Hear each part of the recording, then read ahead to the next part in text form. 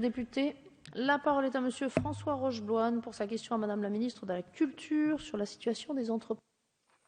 Oui, merci Madame la Présidente. Simplement 2 mots à mon tour sur ce que vous venez d'évoquer tout à l'heure, Madame la Présidente, concernant le groupe de travail. Je souhaite effectivement que ce groupe de travail débouche sur quelque chose de réaliste et de possible, parce que sans doute ces questions orales sans débat, cette séance de questions orales sans débat est très importante. Il n'y a pas de spectacle comme l'on peut assister malheureusement lors des questions d'actualité. Il n'y a pas la télévision, mais c'est l'occasion d'échanger avec les ministres d'une manière très constructive. C'est pour cela que je souhaite vraiment la réussite de ce groupe de travail. Madame la ministre, Monsieur le ministre, ma question s'adressait, comme vous venez de le dire, Madame la Présidente, à Madame Aurélie Filippetti. Je voudrais très simplement attirer votre attention sur les préoccupations exprimées par les professionnels de la fête foraine et du cirque, compte tenu des difficultés grandissantes qu'ils rencontrent pour exercer leur activité.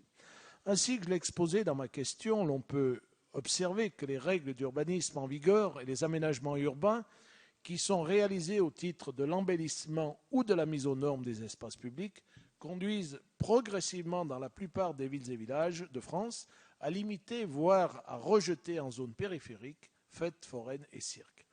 À noter que bien souvent les espaces dédiés, lorsqu'ils le sont, ne sont pas toujours adaptés. Il est parfois tout aussi compliqué pour ces professionnels de trouver des aires d'accueil et de stationnement pour leurs caravanes et leur matériel roulant.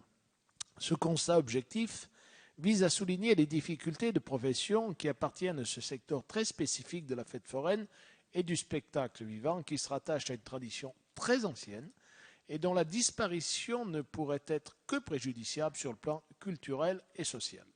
Face à cette situation, d'aucuns imaginent que la solution consisterait à favoriser la sédentarisation ou l'ancrage territorial des professionnels et de leurs familles.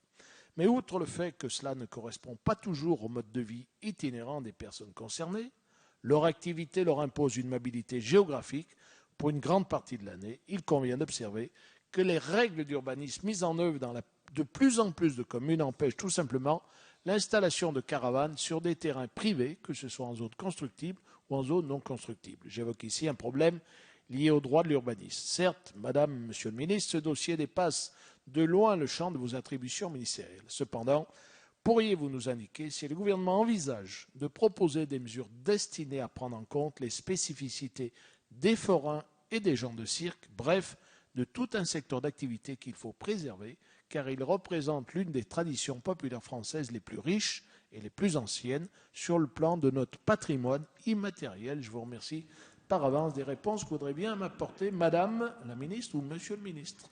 Merci, Monsieur le député. Monsieur le ministre, vous avez la parole. Madame la Présidente, Mesdames et Messieurs les députés, Monsieur le député François Rochebloine. Oui, les cirques et les fêtes foraines sont porteurs d'une tradition populaire qui fait partie intégrante de la culture de notre pays. Par leur capacité à toucher un vaste public au plus près de son quotidien, ils participent à l'animation des villes et des villages. En 2001, le ministère de la Culture et de la Communication a mis en place une charte d'accueil des cirques dans les communes, signée par l'Association des maires de France, la Fédération nationale des communes pour la culture et les différentes représentations syndicales du monde du cirque. Conçue comme un outil incitatif, la charte décrit les bons usages et les normes à respecter pour l'accueil des cirques dans les communes.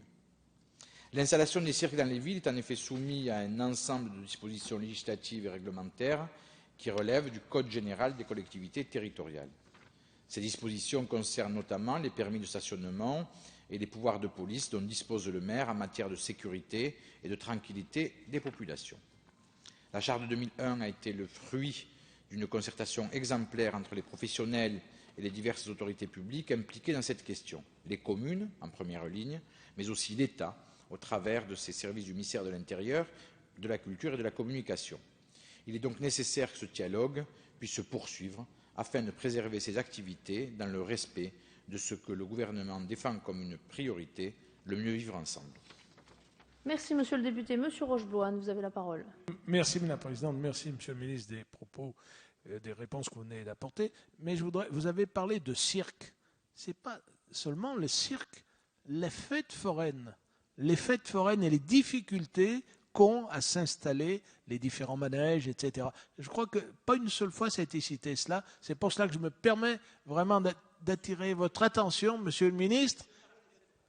Alors à peine, mais vous avez évoqué surtout cirque. Alors vous voyez, ça m'avait échappé, mais c'est surtout sur les fêtes foraines, le vrai problème il est là. Et aujourd'hui, ce sont quand même des gens là aussi qui ont de plus en plus de difficultés à vivre du fait des difficultés économiques que nous connaissons malheureusement.